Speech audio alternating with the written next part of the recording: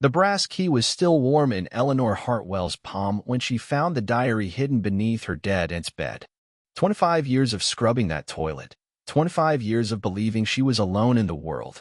25 years of lies, all of it about to unravel with the turn of a lock. The first entry made her hands shake. October 15th, 1999. She came to me today, my sister's daughter. I told the social worker I couldn't take her. But those eyes, they remind me of Catherine when we were young, before everything went wrong. I've changed my mind. I'll take her. But I can't let her know who I really am. I can't let her know what I've done. Eleanor read the words again, her breath catching. Sister's daughter? But her parents, Thomas and Margaret Hartwell, had died in a car accident when she was 22. She had their death certificates, their photographs, 20 years of memories. The diary slipped from her fingers as the truth crashed over her like ice water. Every memory she cherished was a lie. Every person she'd ever loved was an actor. Every moment of her carefully constructed life was nothing more than an elaborate performance, bought and paid for by the woman who just died upstairs. And somewhere in the pages that followed, Eleanor would discover that the toilet she'd cleaned obsessively for 3 years, the one her Aunt Millicent van der Berg made her scrub until her hands bled, was the exact spot where her real mother had drowned herself in water pink with blood. The ammonia burned Eleanor's nostrils as she performed what she believed would be her final cleaning ritual. Millicent van der Berg lay dead in the master bedroom of the Victorian mansion on Red Hook Road, and for the first time in 3 years, the house was silent. No brass bell summoning Eleanor to perform another round of toilet scrubbing. No harsh criticism about missed spots that existed only in Millicent's tortured mind. Eleanor had inherited more than the sprawling estate. When Millicent died, she'd inherited the obsessions, the secrets, and apparently, a past she'd never known existed.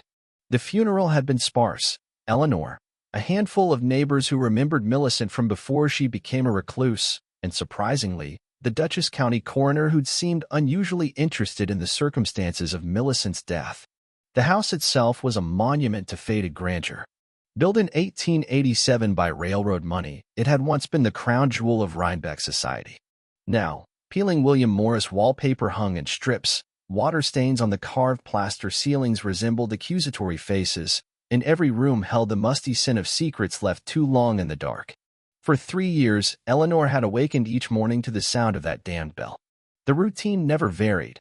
Help Millicent to the bathroom, clean the toilet while she watched with hawk-like intensity, prepare breakfast that barely got touched, clean the toilet again, administer medications, then scrub the porcelain once more. Sometimes Millicent demanded 4 cleanings in a single day, her roomy eyes following Eleanor's every movement as if she were witnessing some sacred ritual of penance. The certified letter from Millicent's attorney, Bradford Wellington III, arrived that afternoon. Along with confirming Eleanor's inheritance of the house and its contents, the letter mentioned certain irregularities in the estate that required immediate discussion. Wellington's office was housed in a converted federal-style mansion on Market Street, the kind of place where Rhinebeck's old families had conducted discreet business for generations. Eleanor spent the remainder of the day wandering through rooms that now belonged to her, seeing them with new eyes. The house felt larger without Millicent's presence compressing the very air around her. In the master bedroom, the hospital bed dominated the space, surrounded by the detritus of a woman who lived her final years in self-imposed exile from the world. She began with Millicent's dresser, pulling out drawers filled with clothing that smelled of lavender and regret. Hidden beneath moth-eaten cashmere sweaters, she found photographs that revealed a woman she'd never known existed, a young Millicent van der Berg surrounded by friends at what appeared to be a Vassar College reunion, holding babies at christenings, dancing at weddings in the social circles of old Hudson Valley money. The bottom drawer stuck, requiring considerable force to open. Inside, beneath a stack of yellowed letters tied with faded ribbon, lay a small brass key. It was ornate, old-fashioned, with the kind of elaborate head that suggested it unlocked something important. That's when the afternoon light slanting through the tall windows illuminated something she'd never noticed before, a metallic glint from far beneath the heavy four-poster bed. Eleanor got down on her hands and knees, ignoring the protest from her back, and peered into the shadows. There, pushed against the baseboard, was a metal box about the size of a hat box. The box was heavier than expected, coated with dust that danced in the air as she pulled it into the light. The brass lock was tarnished, but turned easily with the key. The click seemed to echo through the house, as if the very walls were holding their breath. Inside, wrapped in oilcloth that smelled of cedar and secrets, was a leather-bound diary. Her name was written on the first page in Millicent's careful penmanship, along with a date that made Eleanor's blood run cold. October 15th, 1999, the day she was supposedly born to Thomas and Margaret Hartwell. The first entry shattered everything she thought she knew about herself. October 15th, 1999, she came to me today, my sister's daughter. My sister, who I haven't spoken to in 15 years, who I swore I'd never forgive. But Catherine is dead now, and the child has no one else. Eleanor is her name. She's barely 4 years old, with eyes that look too old for her face. She's been through things no child should endure. I told the social worker I couldn't take her. I'm not equipped to raise a child. I'm not equipped to love anyone. But those eyes, they haunt me. They remind me of Catherine when we were young, before everything went wrong. I've changed my mind. I'll take her, but I can't let her know who I really am. I can't let her know what I've done. Eleanor's breath caught in her throat. Sister's daughter? But she had memories, vivid, detailed memories of growing up with Thomas and Margaret Hartwell. Birthday parties with homemade cake. Christmas mornings with presents under a tree that smelled of pine and possibility. Her mother braiding her hair while humming Brahms' lullabies. Her father teaching her to identify birds during walks along the Hudson River. She turned the page with trembling fingers. October 20th, 1999. The nightmares are getting worse. Eleanor wakes up screaming every night, calling for her mama. I don't know how to comfort her. I don't know how to tell her that her mama is never coming back, that it's my fault she's gone. I've created a story for her, a family that never existed. Parents who will die in a car accident when she's 22, old enough to be independent, but young enough to accept tragedy without too many questions. It's better this way, better than the truth. I've hired professionals to play her parents. Theater people from the city who understand the long game.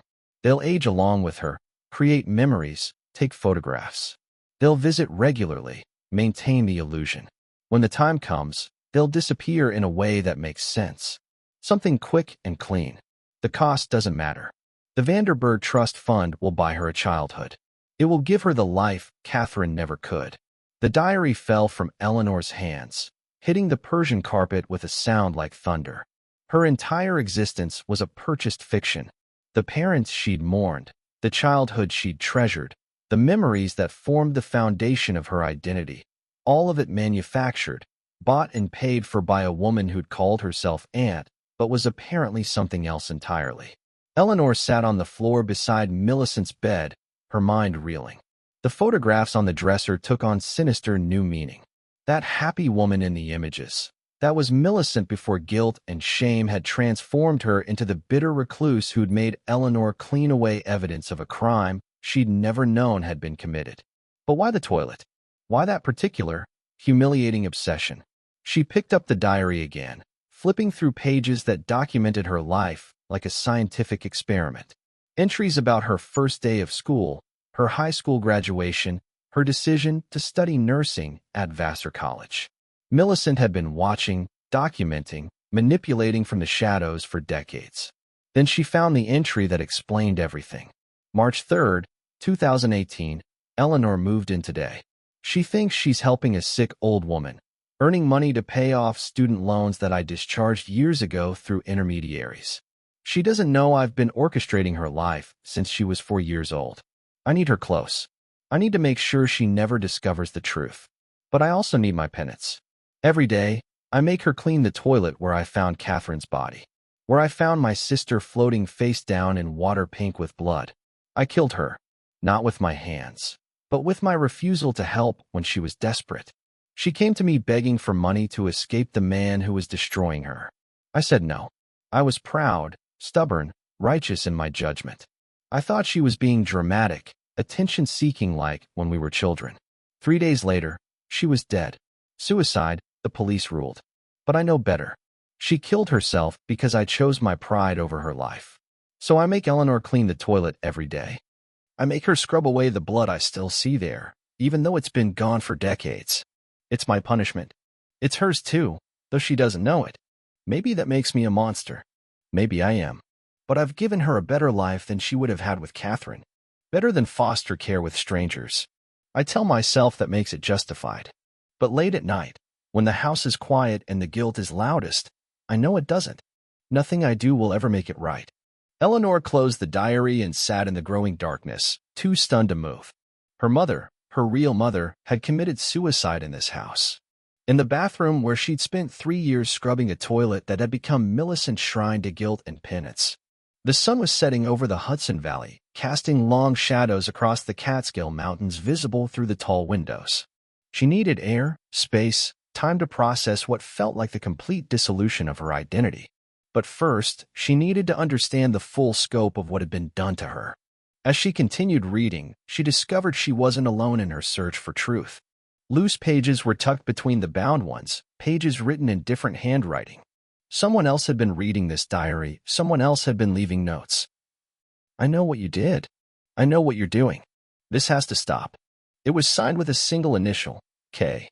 The notes became more frequent and more specific as the diary progressed. Eleanor deserves to know the truth. She deserves to know who she really is. I have the photographs. I have the bank records. I have Catherine's death certificate. If you don't tell her, I will. The final note was dated just 2 weeks before Millicent's death. Time's up. She needs to know about the family she's never met. About the father who's still alive. About the half-siblings who don't even know she exists. Eleanor's hands shook as she read the words. Father? Half-siblings? How much of her life was still hidden from her? The sound of footsteps on the wraparound porch made her freeze. It was past 9 o'clock, and she wasn't expecting anyone. Through the front door's leaded glass panels, she could see a figure holding what appeared to be a manila envelope. She opened the door to find a woman about her age, petite with auburn hair and familiar green eyes. She was wearing scrubs beneath a wool coat, clearly a medical professional. The woman extended her hand with a nervous smile. Eleanor? My name is Catherine Murphy. I work at Northern Dutchess Hospital. I've been wanting to talk to you for months, but I couldn't figure out how to approach you.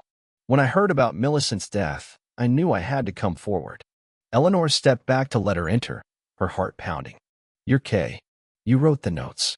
Catherine nodded, looking around the house with the familiarity of someone who'd been there before. I used to visit my grandmother here. This was the Murphy family house before Millicent bought it in 1999. Murphy? My grandmother was Bridget Murphy. She was the one who found Catherine's body. She called the police, tried to save her, but it was too late. Catherine had been dead for hours. Eleanor sank onto the velvet settee in the front parlor. Catherine was my mother's name. My real mother. Catherine sat beside her, her expression grim. Catherine Sullivan, that was her maiden name before she married your father.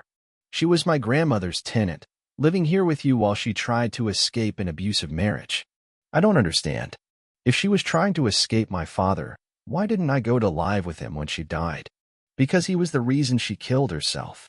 James Sullivan was violent, dangerous. Catherine had been trying to leave him for months, but he kept finding her, dragging her back. That's why she came to Millicent for help. She needed money to disappear completely. But Millicent refused. Millicent refused. And 3 days later, Catherine was dead. Eleanor thought about the toilet, about the years spent scrubbing away her mother's final moments. She drowned herself? She drowned herself in the upstairs bathroom. It was the only door in the house that locked from the inside. She knew your father would come looking for her eventually, but she also knew the locked door would buy her enough time to do what she felt she had to do. The cruelty of it hit Eleanor like a physical blow. For 3 years, she'd been cleaning the site of her mother's suicide, unknowingly participating in Millicent's twisted ritual of guilt and penance. After Catherine died, your father disappeared, Catherine continued. Probably afraid the police would investigate further and discover what he'd done to drive her to suicide. Millicent had connections, money, influence in the county. She made it look like she was your only living relative and took custody before child services could intervene. But I remember my childhood. I remember growing up with the Hartwells. Catherine reached into her envelope and pulled out a thick stack of photographs and documents. I'd been investigating Catherine's death for years. She was like an aunt to me. My grandmother loved her like a daughter. When Catherine died, I was just 10 years old, but I never forgot what happened. She spread the evidence across the mahogany coffee table. Bank records showing regular payments from the Van der Berg estate to a talent management company. Photographs of people Eleanor recognized as her parents receiving large cash payments. Documentation of a staged car accident that had never actually involved any real Hartwells. Millicent spent over $2 million maintaining your false life, Catherine explained. She paid for your education, your apartment rent, even your student loans. She made sure you became a nurse so you'd be qualified to take care of her when she got older. She planned every detail. Eleanor stared at the evidence of her manufactured existence. Why didn't you tell me sooner? I tried. I've been leaving notes for months, trying to get Millicent to confess. I thought if I pressured her enough, she'd tell you the truth herself. Maybe she was protecting me. Maybe I was better off not knowing. Catherine shook her head firmly. You deserve to know who you are. You deserve to know about Catherine, about the family you never got to meet. You deserve to know that your father is still alive. The words hit Eleanor like a physical blow. What? I found him. It took years of searching, but James Sullivan is living in Albany under the name Jack Stevenson. He's remarried, has other children. He probably assumes you're dead. Eleanor walked to the tall windows overlooking the Hudson River, where ice was beginning to form along the banks. Everything she believed about herself was dissolving, being replaced by a truth that was somehow both more terrible and more real than the fiction she'd been living. What do you want me to do? I want you to help me get justice for Catherine. I want the people who helped Millicent maintain this deception to be held accountable. And I want you to decide if you want to contact your father and meet your half-siblings. The idea of having siblings was simultaneously thrilling and terrifying. Eleanor had always wondered what it would be like to have blood relatives, people who shared her history and genetic memory. But what if they didn't want to know her? What if they blamed her for their father's past? There's something else, Catherine said quietly. Something I haven't told you yet. Eleanor braced herself for another revelation. Millicent didn't die of natural causes. The medical examiner found traces of medication in her system, medication she wasn't prescribed. Someone helped her die. The house seemed to grow colder. Are you saying someone murdered her? I'm saying someone accelerated her death. The question is whether it was suicide or homicide, and whether you might be in danger too. Eleanor thought about Millicent's increasing paranoia in her final months, her obsession with locked doors and drawn curtains. Someone had been threatening her, pressuring her to confess. And now she was dead. Do you think my father found her? It's possible. Or it could have been someone else who knew about Catherine's death. Someone who wanted justice. Eleanor turned to study Catherine's face. Someone like you? Catherine met her gaze steadily. I wanted the truth to come out. I wanted Millicent to confess and make amends. But I didn't want her dead. Her death means the truth might never come out officially. It means the people who helped her might never face consequences. What people? The actors who played your parents for 20 years. The doctors who falsified your medical records. The lawyers who created fraudulent documents. The talent agency that provided the performers. There's an entire network of people in the Hudson Valley who were complicit in this deception. Eleanor sat heavily in one of the wingback chairs that had probably been in the house since it was built. Her entire life had been a conspiracy involving dozens of people who'd been paid to lie to her. And now someone was dead because of it. After Catherine left with promises to stay in touch, Eleanor sat alone in the house where her mother had died. The silence was profound, broken only by the old mansion settling and the distant sound of trains carrying cargo along the Hudson River. She thought about Millicent, about the woman who'd been both her savior and her destroyer. Millicent had saved her from an abusive father and given her a childhood free from trauma. But she'd also stolen Eleanor's identity, her history, her right to know who she really was. She'd made Eleanor an unwitting participant in her own deception, forcing her to clean away the evidence of her crime of silence. The diary lay open on the coffee table, its pages filled with 25 years of lies and manipulation. Hidden among the entries, Eleanor found something she'd missed before, a sealed letter with her name written in Millicent's distinctive handwriting. Inside was a confession that was both an apology and a justification, a final attempt to explain the unexplainable. My dear Eleanor, if you're reading this, then I'm gone and you've discovered what I spent decades trying to hide. I don't expect forgiveness. I don't expect understanding. But I want you to know that everything I did was born from love, twisted, selfish, controlling love, but love nonetheless. Catherine was the most beautiful spirit I've ever known. She had a light that could illuminate the darkest corners of any room. But she was also fragile, too trusting, too willing to see good in people who would hurt her. I failed her when she needed me most, and I've spent every day since trying to atone for that failure. I know what I did was monstrous. I stole your childhood, your identity, your right to know your family. But I also know that if I hadn't intervened, you would have grown up in foster care or, worse, with your father. I gave you parents who adored you, even if they weren't real.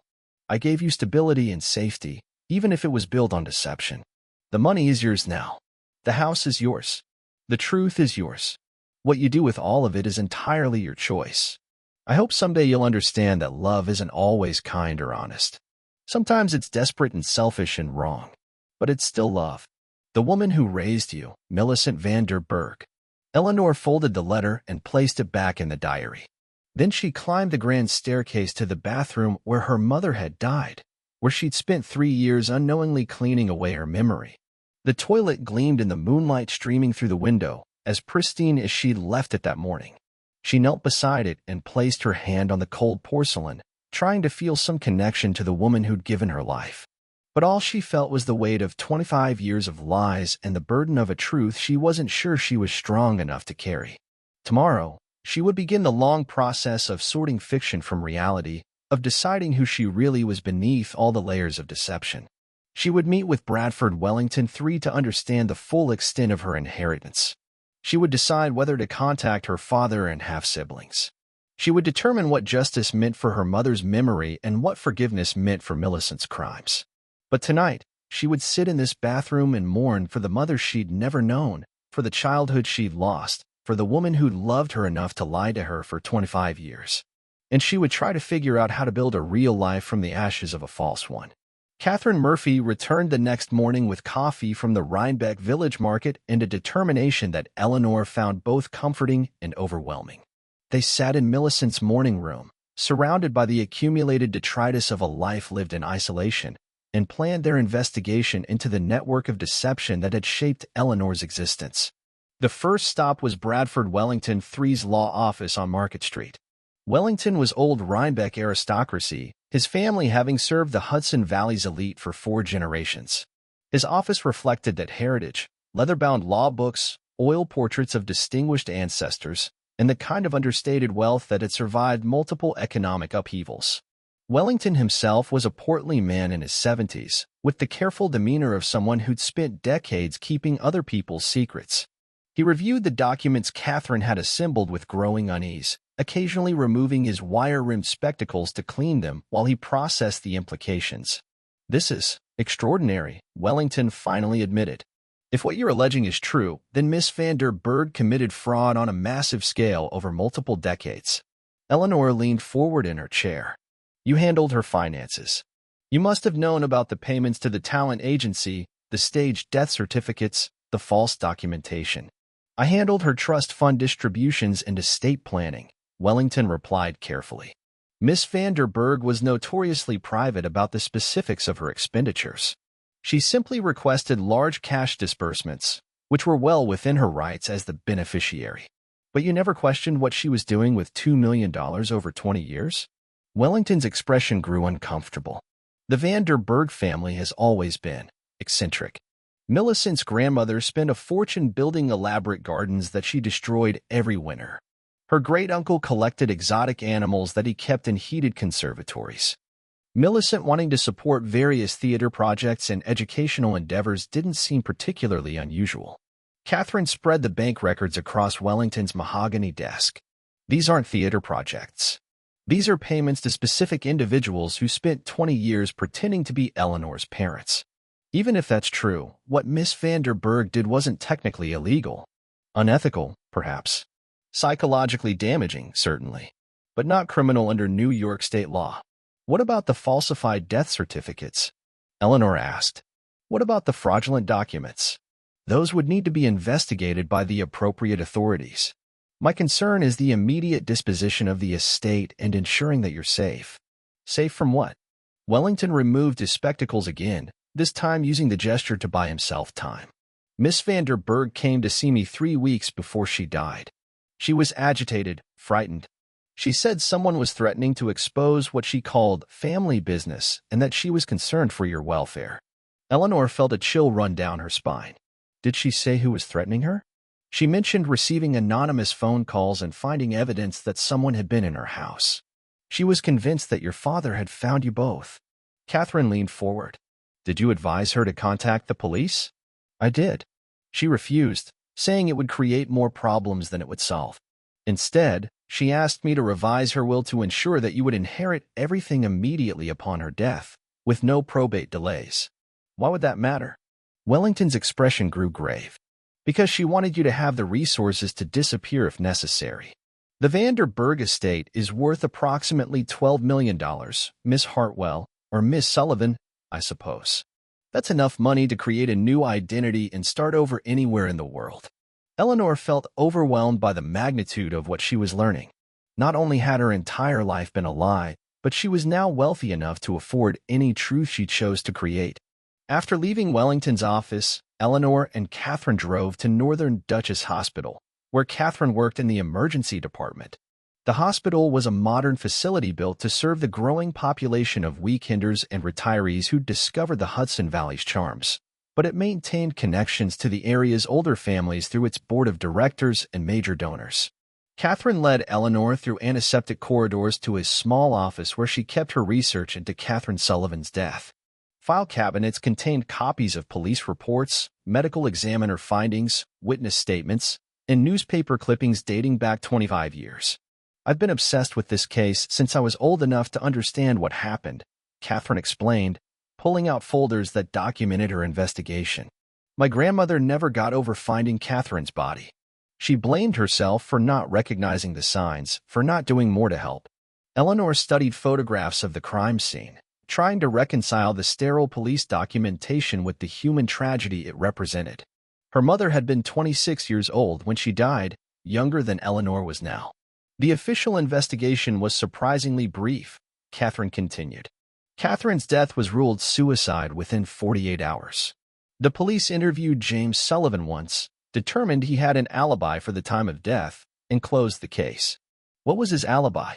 He claimed he was at Murphy's Tavern in Red Hook until closing time. The bartender confirmed he was there, said he was drunk and belligerent about his wife leaving him. Eleanor studied the police report, noting the cursory nature of the investigation. They didn't look into his history of domestic violence? Domestic violence wasn't taken as seriously in 1999 as it is now. And James Sullivan was smart. He never put Catherine in the hospital, never created a paper trail.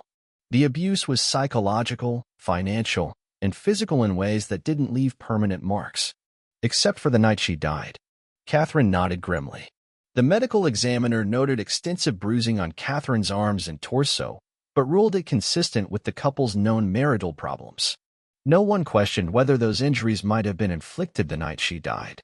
They spent the afternoon reviewing every document Catherine had assembled, looking for patterns, inconsistencies, anything that might provide new insight into Catherine's death or Millicent's subsequent actions. As the winter sun set over the Catskills, they made a disturbing discovery. Look at this, Catherine said, pointing to a document she'd obtained through a Freedom of Information Act request.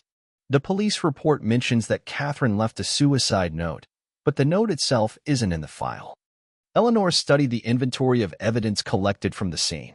It says here that a handwritten note was found in the victim's pocket, but there's no copy of the actual note. I've been trying to get access to that note for years. Every time I request it, I'm told it's been misfiled or that the original was returned to the family. What family? I was 4 years old, and my father had disappeared. Exactly. Which means the only person who could have claimed that note was Millicent. The implications were staggering. If Millicent had possession of Catherine's suicide note, she might have been hiding evidence that could shed light on what really happened that night. Or worse, the note might have contained information that Millicent couldn't allow to become public. Eleanor's phone rang, interrupting their discussion. The caller ID showed an unknown number with a local area code. She answered cautiously. Hello. Eleanor Sullivan. The voice was male, gravelly, with the trace of an accent she couldn't identify. It's time we met. Eleanor's blood ran cold. Who is this? I think you know. I think you've been expecting my call. If this is James Sullivan, I have nothing to say to you. You have everything to say to me. You're my daughter, whether you like it or not. And it's time you learned the truth about what really happened to your mother. Eleanor gestured frantically to Catherine, who immediately began recording the call on her phone.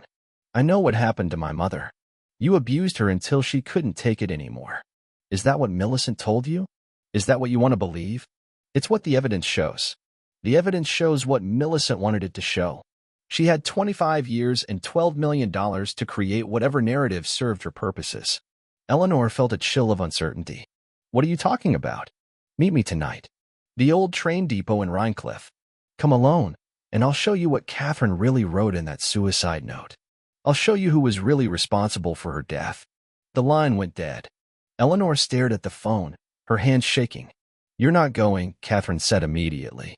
This is exactly what he wants, to get you isolated, vulnerable. But what if he's telling the truth? What if there's more to the story? There's always more to the story with abusers. They're master manipulators. They always have an explanation that makes them the victim. But what about the suicide note? What if Millicent was hiding something important? Catherine grabbed Eleanor's shoulders. Listen to me. Your father is a dangerous man. He drove your mother to suicide, then disappeared for 25 years. Now he's back, and Millicent is dead. That's not a coincidence. You think he killed her? I think he's capable of anything. And I think meeting him alone would be the worst mistake of your life. But even as Catherine spoke, Eleanor felt the pull of unanswered questions. Her entire identity had been built on lies. How could she be sure that the truth about her father wasn't just another layer of deception? The Rhinecliff train depot was a century-old brick building that had been abandoned when passenger service ended in the 1980s. It sat on a bluff overlooking the Hudson River, isolated and dark, the perfect place for a clandestine meeting or a violent crime. Eleanor parked her car at the bottom of the hill and walked up the gravel path, her breath visible in the cold air. She told Catherine she was going home to rest, then slipped out of the house once she was sure she wouldn't be followed. It was stupid, reckless, potentially suicidal, but she had to know. A figure emerged from the shadows of the depot's overhang. Even in the darkness, she could see the family resemblance, the same stubborn jawline, the same green eyes that had stared back at her from mirrors for 28 years. James Sullivan was tall, lean, with gray hair and the weathered face of someone who'd spent decades looking over his shoulder. He was wearing a simple wool coat and work boots, and if she'd seen him on the street, she might have mistaken him for any of 1,000 working-class men in the Hudson Valley. Eleanor. His voice was softer than it had been on the phone, almost gentle. You look like her. Like Catherine. Tell me about the note. He reached into his coat pocket and pulled out a plastic evidence bag containing a folded piece of paper. The police gave this to me before they realized I was a suspect. By the time they came back for it, I was already gone. Eleanor took the bag with trembling hands. Through the plastic, she could see her mother's handwriting, faded but still legible. Read it, James said. All of it. Eleanor held the bag up to catch the light from a distant street lamp. The note was longer than she'd expected, covering both sides of the paper in Catherine's careful script. I can't live with what I've done anymore. I can't live with the guilt, the shame, the knowledge that I've destroyed everything I touched. I'm sorry, Eleanor. I'm so sorry for what I'm about to do. But I can't see any other way. I know people will blame James for this. They'll say he drove me to it with his drinking, his anger, his fists. And it's true that he hurt me, that our marriage became a nightmare. But that's not why I'm dying tonight. I'm dying because I killed someone. 3 months ago, when I was trying to leave James, I was driving too fast on a back road near Red Hook. It was raining, and I didn't see the woman on the bicycle until it was too late. I hit her, and she died instantly. I panicked. I didn't call for help. I drove home and pretended nothing had happened. The next day, the newspapers said it was a hit and run. They said the victim was Maria Santos, a mother of 3 who was riding home from her night job at the hospital. I went to James and told him what I'd done. Instead of turning me in, he said he'd help me cover it up. But the price was that I could never leave him. He said if I tried to divorce him or take Eleanor away, he'd tell the police about the accident. For 3 months, I've been trapped in this nightmare. Every day, James reminds me that I'm a killer. Every night, I see Maria Santos's face in my dreams. I can't eat, can't sleep, can't look at Eleanor without thinking about the children Maria left behind. I went to Millicent tonight, begging her to help me turn myself in, to help me face what I'd done. But she refused. She said the scandal would destroy the Vanderberg name, that she wouldn't let her sister's criminal actions taint the family reputation. She was right about one thing. I am a criminal. I am a killer. And I can't live with that knowledge anymore. I'm leaving this note so that someday, when Eleanor is old enough to understand, she'll know the truth about who her mother really was. I pray she'll be stronger than me. I pray she'll make better choices. James didn't kill me.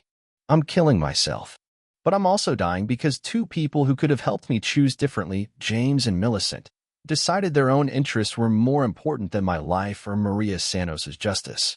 Tell Eleanor I loved her more than my own life. Tell her I'm sorry I wasn't brave enough to face the consequences of what I'd done. Catherine Sullivan.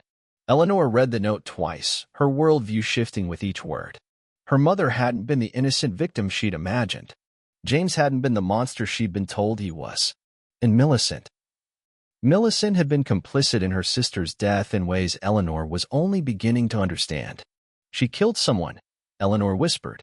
A hit-and-run accident, James confirmed. Maria Santos was a single mother working night shifts to support her kids. Your mother hit her on Winding Brook Road and drove away. But you used it against her. You blackmailed her. James's face contorted with what might have been pain or regret. I was angry. I was drunk most of the time. I felt like she'd been trying to leave me anyway, and suddenly I had leverage to make her stay. It was wrong, but I didn't think she'd kill herself. I thought she was stronger than that. I thought if I gave her time, we could figure out how to make it right. Maybe find a way to help Maria's family without destroying our own. Eleanor studied his face in the dim light, trying to reconcile this broken man with the monster she'd been taught to fear.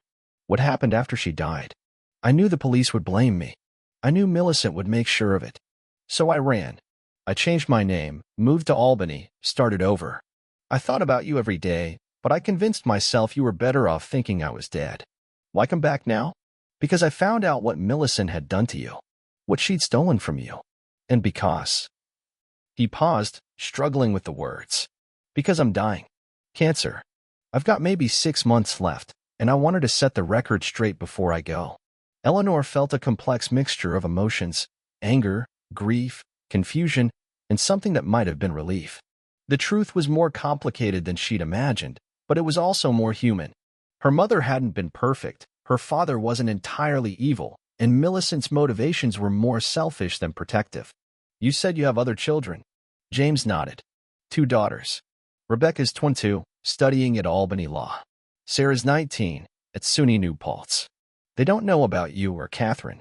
I told them their mother died in childbirth. Another lie. Another lie, he agreed. I seem to be good at those. Eleanor heard a car engine in the distance, growing closer. James heard it too and stepped back into the shadows.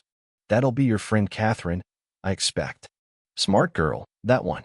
She's been tracking me for months. You know about Catherine? I know she's been investigating Catherine's death. I know she cares about you. And I know she's probably called the police by now. Headlights swept across the depot as Catherine's car pulled into the gravel lot. Eleanor could see her silhouette in the driver's seat, phone pressed to her ear. I have to go, James said. But Eleanor, your mother wasn't a monster. She was a frightened woman who made a terrible mistake and couldn't find a way to live with it. Don't let that define how you remember her. Will I see you again? Probably not. The police will be looking for me now, and I don't have much time left anyway. But if you want to meet your sisters... He pulled a piece of paper from his pocket and pressed it into her hand. Rebecca works at a legal aid clinic in Albany. Sarah volunteers at an animal shelter in New Paltz. They're good kids. Better than I deserved. James Sullivan melted back into the shadows, disappearing into the darkness as Catherine's car door slammed and footsteps approached across the gravel. Eleanor, are you okay? Catherine's voice was tight with worry and anger. I'm fine. He's gone. What did he want? What did he tell you? Eleanor held up the evidence bag containing her mother's suicide note. The truth. Or at least, a version of it. They sat in Catherine's car while Eleanor related what she'd learned. Catherine listened without interruption, her expression growing more troubled with each revelation. So Catherine killed Maria Santos, Catherine said finally. By accident. She was trying to leave an abusive situation and made a tragic mistake. And your father blackmailed her into staying. Yes. And Millicent refused to help her turn herself in because it would damage the family reputation. Catherine stared out at the dark Hudson River, processing the implications. This changes everything. If this note is authentic, then Catherine's death wasn't just about domestic abuse. It was about guilt, blackmail, and a family more concerned with reputation than justice. What do we do now? We verify the story. We find out if Maria Santos was really killed in a hit-and-run 3 months before Catherine died. We track down the police report, see if it matches what your mother wrote. And then we decide what justice looks like. For Catherine, for Maria Santos, for you, and for the family members who were left behind. Eleanor looked at the piece of paper James had given her, containing contact information for the half-sisters she'd never known existed. The idea of reaching out to them was terrifying and tempting in equal measure. There's something else, she said. He's dying. Cancer. He says he has maybe 6 months left. Catherine's expression softened slightly. Does that change how you feel about him? I don't know. He's not the monster I was raised to fear, but he's not innocent either. He used my mother's guilt against her when he could have helped her find a better way. People are complicated. They can be victims and perpetrators at the same time. Eleanor thought about Millicent, who'd saved her from an abusive home but stolen her identity in the process. About her mother, who'd been both a loving parent and an accidental killer. About James, who'd been both an emotional abuser and a man trying to hold his family together in the only way he knew how. I want to meet my sisters, Eleanor said finally. But I also want to find out more about Maria Santos. If my mother really killed her, then her family deserves to know the truth. Catherine nodded. We'll start with the police reports from 1999. If there was a hit-and-run involving Maria Santos 3 months before Catherine died, there should be a record of it. They drove back to Rhinebeck in silence, past the grand estates and horse farms that had sheltered the Hudson Valley secrets for generations. Eleanor looked out at the landscape she'd always called home, wondering how many other families were hiding truths that could reshape entire identities with their revelation. The Vanderberg house loomed against the starry sky as they pulled into the circular driveway. It looked different now, less like a refuge and more like a mausoleum, a place where secrets had been buried so deep they'd taken on lives of their own. The Dutchess County Police Department's records room smelled of old paper and institutional disinfectant. Eleanor and Catherine sat at a metal table, surrounded by boxes of files from 1999, searching for any record of Maria Santos's death.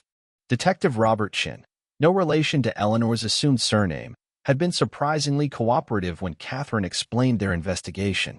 Chin was young, ambitious, and clearly interested in reviewing a case that might have been mishandled by his predecessors. Here, Catherine said, pulling a file from one of the boxes. Maria Santos, age 34, killed in a hit-and-run accident on Winding Brook Road, July 15, 1999. Eleanor calculated quickly.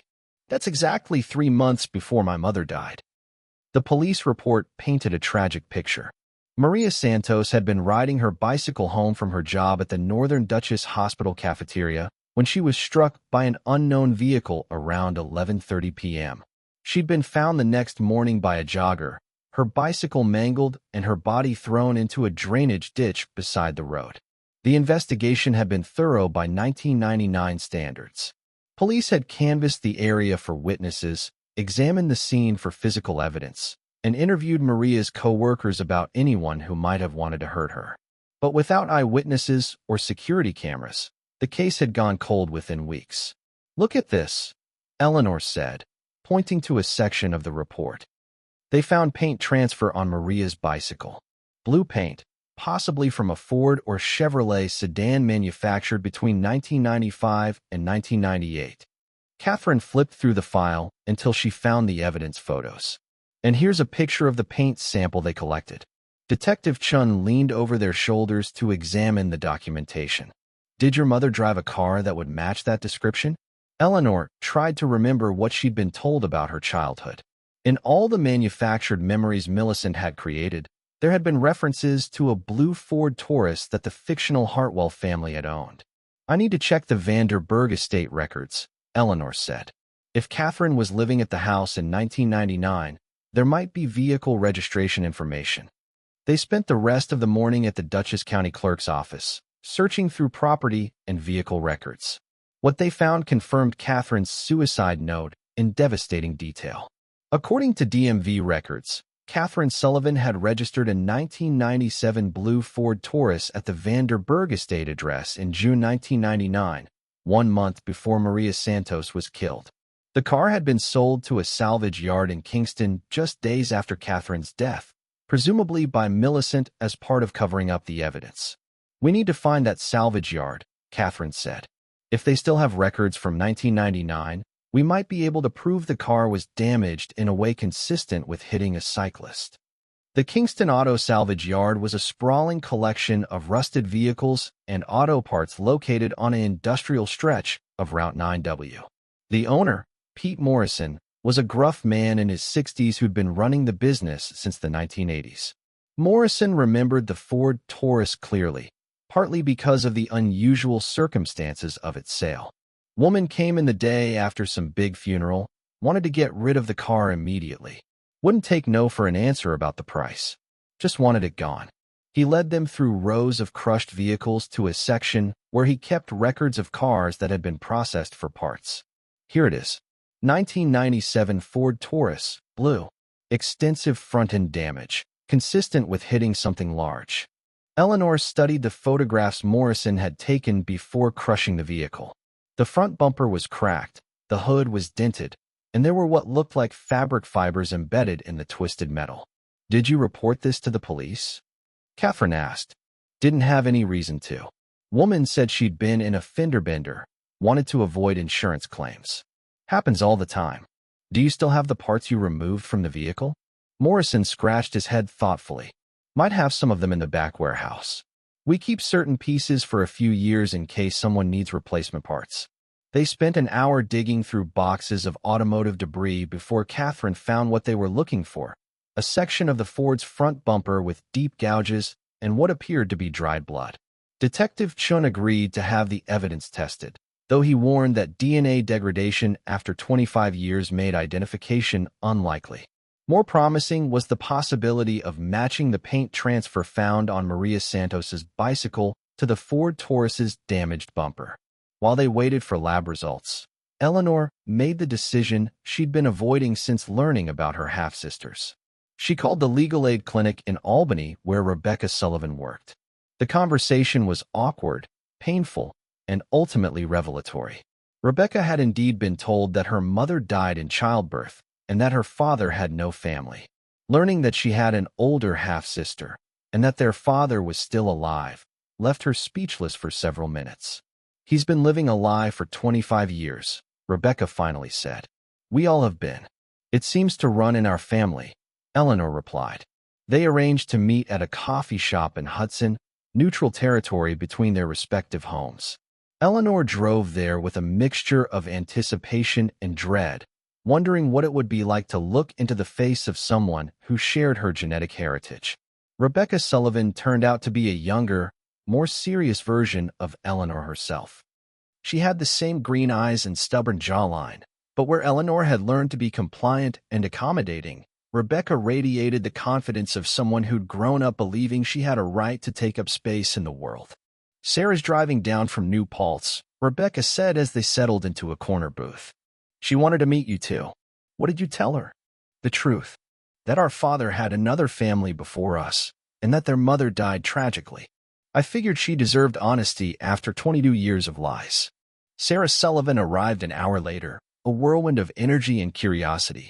She was studying veterinary medicine and had the kind of optimistic worldview that comes from believing people are fundamentally good.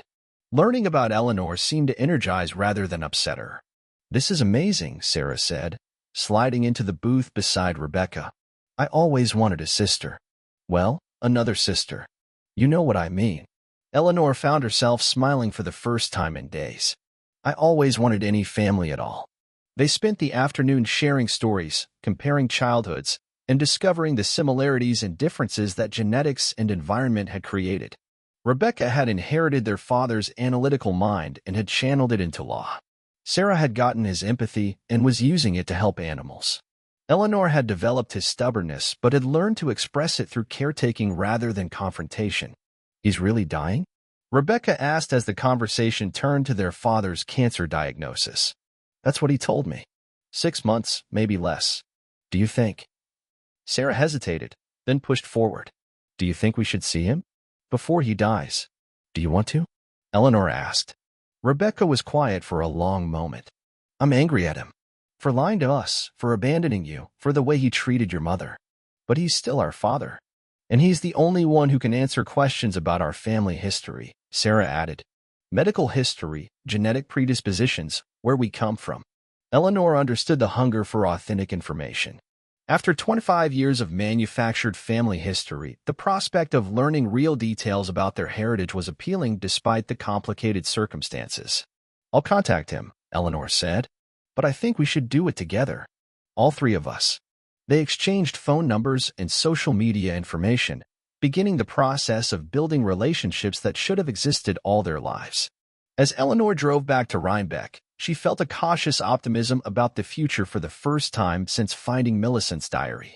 That optimism was shattered when she arrived home to find Detective Chin waiting in her driveway, his expression grim. The lab results came back, he said without preamble. The paint on Maria Santos's bicycle is a perfect match for the Ford Taurus your mother was driving.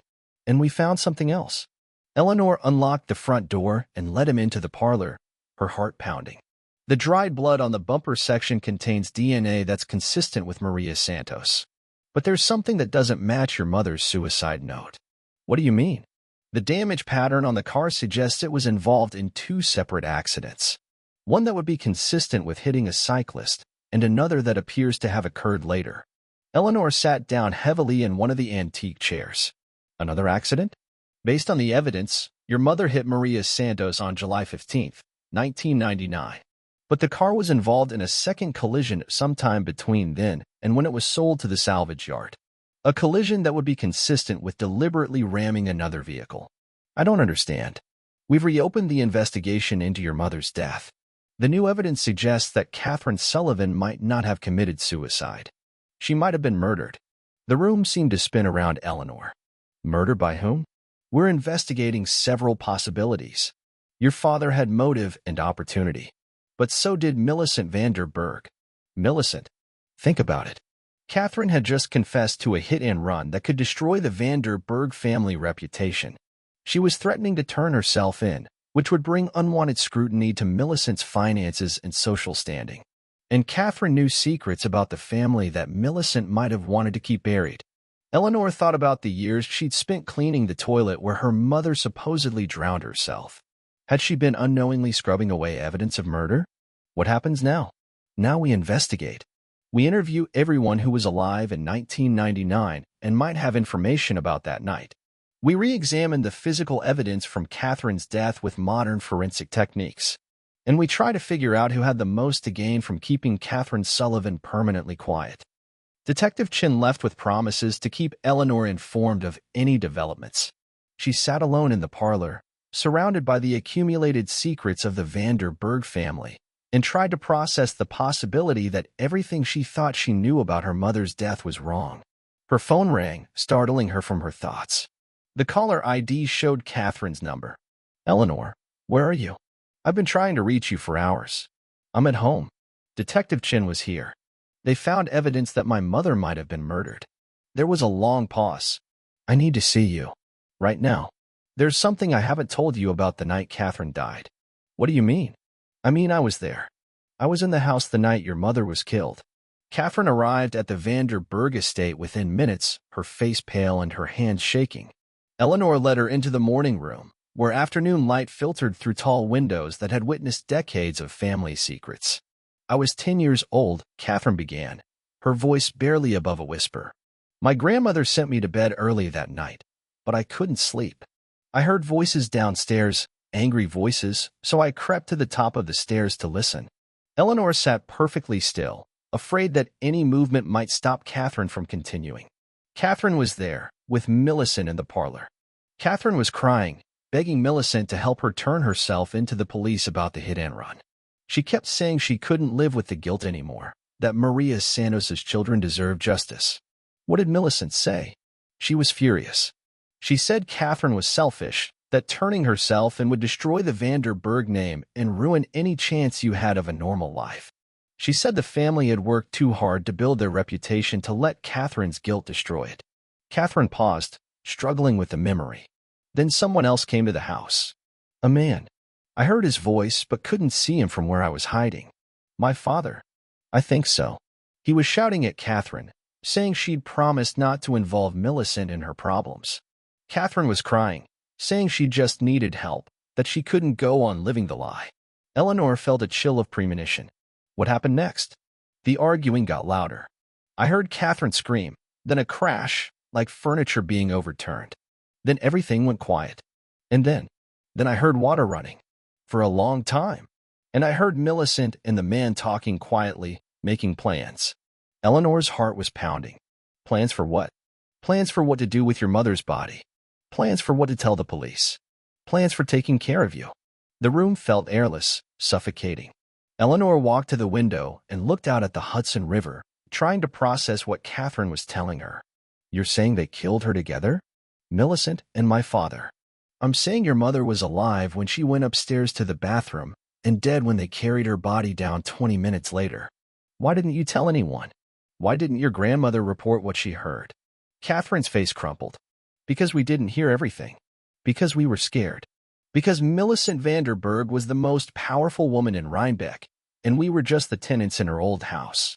But you grew up knowing my mother was murdered. I grew up knowing something terrible had happened that night. But I was 10 years old, and the adults in my life told me to forget what I'd heard, to never speak of it again. Eleanor turned back to face Catherine. Is that why you became a nurse? Why you've been investigating Catherine's death all these years? Partly. I've been carrying this guilt since I was a child. I should have spoken up. I should have told someone what I witnessed. You were 10 years old. I was old enough to know right from wrong.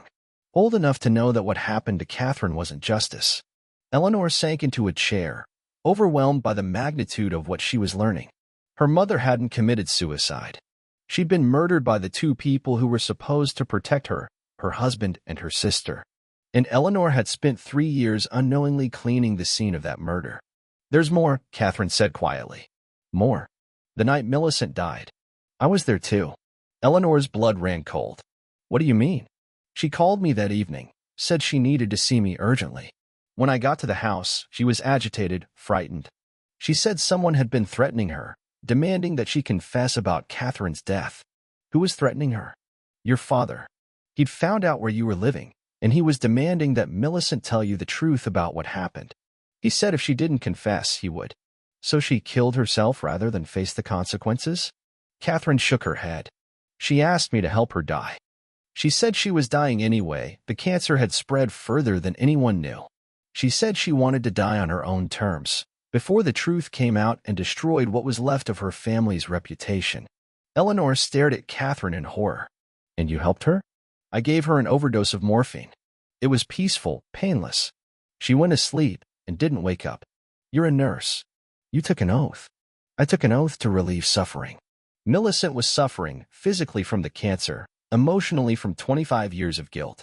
She was going to die within weeks anyway. But you let me believe she died naturally.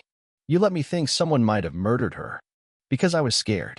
Because I'd already kept one terrible secret for 25 years, and I wasn't sure I could handle the consequences of revealing another one. Eleanor stood up and walked to the fireplace, staring at the cold ashes of fires that had warmed the Vanderburg family for generations. Everything she'd learned about her life, her family, her identity had been filtered through lies and manipulation. Now she was discovering that even the people who claimed to be helping her had been deceiving her. What else haven't you told me? She asked without turning around. Nothing. That's everything. How do I know that's true? How do I know this isn't just another layer of deception? Catherine stood up and walked to Eleanor's side. Because I'm done lying. Because I can't carry these secrets anymore. Because you deserve to know the truth, no matter how terrible it is. Eleanor turned to study Catherine's face, looking for signs of deception or manipulation. What she saw instead was exhaustion, guilt, and something that might have been relief. What do we do now? We call Detective Chin. We tell him everything. We let the justice system decide what consequences there should be for the choices we've all made. Even if it means you go to prison? Even if it means I go to prison. Eleanor thought about the half-sisters she'd just met, about the father who was dying of cancer, about the complicated legacy of love and lies that Millicent had left behind. The truth was messier than fiction, full of moral ambiguities and impossible choices. There's one more thing I need to know, Eleanor said. When you helped Millicent die, did she say anything about why she and my father killed my mother? Catherine was quiet for a long moment. She said it was an accident. She said they were trying to stop Catherine from leaving the house, from going to the police. There was a struggle and Catherine fell down the stairs. She hit her head and stopped breathing. So they put her in the bathtub to make it look like suicide? They panicked. They knew no one would believe it was an accident, given your father's history of violence and Millicent's motive to keep the family scandal quiet. So they staged the suicide and created a story that would protect them both. And then they spent 25 years living with the consequences. Your father ran away and started a new life. Millicent stayed and created a new life for you. They both tried to make amends in their own way. Eleanor walked back to the window, looking out at the landscape that had shaped her false childhood. The truth was finally complete, as ugly and complicated as she'd feared it would be. Her mother had been an accidental killer who'd been murdered by the people who should have helped her find a way to live with her guilt. Her father was both a victim and a perpetrator, a man who'd been complicit in his wife's death but had also lost everything because of it. Millicent had been both Eleanor's savior and her destroyer, a woman who'd tried to create love out of lies and protection out of control. And Catherine was both her ally and another person who'd betrayed her trust, someone who'd been carrying terrible secrets while pretending to help Eleanor discover the truth. I need time to think, Eleanor said finally. Of course. But Eleanor, whatever you decide to do, I want you to know that meeting you, helping you discover your identity, it's been the most meaningful thing I've done in my adult life, even if I go to prison for it. After Catherine left, Eleanor sat alone in the house where her mother had died, where her aunt had lived and lied for decades, where she'd spent 3 years unknowingly cleaning away the evidence of her family's crimes. The silence was profound, broken only by the sound of the Hudson River flowing past the estate toward the Atlantic Ocean. She thought about justice and forgiveness, about truth and consequences, about the price of keeping secrets and the cost of revealing them. Her phone contained the contact information for Detective Chin, for her half-sisters, for her dying father, for lawyers who could help her navigate the legal and moral complexities of what she'd learned. But first, she needed to decide who she wanted to be in the face of all this truth. She could be the victim of her family's lies and crimes, forever damaged by the deception that had shaped her life. She could be the avenger, determined to see justice done regardless of the consequences to the people she'd come to care about. Or she could be something else, someone who chose to build a future from the ashes of the past, someone who refused to let the sins of previous generations define her own story. Eleanor walked upstairs to the bathroom where her mother had died, where she'd spent 3 years performing the ritual of guilt and penance that Millicent had imposed upon both of them. The toilet gleamed in the late afternoon light, as clean and white as the day it had been installed. She knelt beside it one last time and placed her hand on the cold porcelain, not thinking about her mother's death but about her life. Catherine Sullivan had been young, frightened, and trapped by circumstances she couldn't control. She'd made a terrible mistake that killed an innocent woman, and then she'd been murdered by people who claimed to love her. But she'd also been brave enough to try to turn herself in. She'd been willing to face the consequences of her actions, even if it meant losing everything. That courage was part of Eleanor's inheritance too, along with the money and the secrets and the lies. Eleanor stood up and walked out of the bathroom, closing the door behind her. She would never clean that toilet again. She would never perform Millicent's ritual of guilt and self-punishment. But she would carry forward the parts of her family's legacy that were worth preserving, the love beneath the lies, the courage beneath the cowardice, the possibility of redemption even in the darkest circumstances. She picked up her phone and called Detective Chin. It was time to tell the complete truth, whatever the consequences might be. It was time to honor her mother's memory by finishing what Catherine had tried to do, face the music, accept responsibility, and trust that justice was possible even when it came decades too late. As she waited for the detective to answer, Eleanor looked around the Vanderburg estate one last time. Tomorrow, she would begin the process of selling the house and donating Millicent's blood money to Maria Sanos' surviving family. She would reach out to her half-sisters and help them navigate their relationship with their dying father. She would work with prosecutors to ensure that the truth about Catherine's death became part of the official record, even if it was too late for criminal charges. Most importantly, she would figure out how to build an authentic life from the wreckage of so many lies. She would discover who Eleanor Sullivan really was, beneath all the identities that had been imposed upon her by other people's choices. The phone rang once, twice, then Detective Chin's voice came through clearly. Dutchess County Police, Detective Chin speaking. Detective, this is Eleanor Hartwell, she said, using her assumed name one last time. I need to make a statement about my mother's death. About what really happened the night Catherine Sullivan was killed. I'll be right there. Eleanor hung up and walked to the front door, opening it wide to let in the crisp autumn air. Soon, this house would be full of police officers and crime scene investigators, reporters and lawyers, all the apparatus of official truth-telling that her family had spent decades avoiding. But for now, in these last moments of privacy, Eleanor stood in the doorway and looked out at the Hudson Valley landscape that had shaped her false childhood and would now witness her real adulthood beginning. The truth was finally free, and so was she. Whatever came next, it would be her choice to make.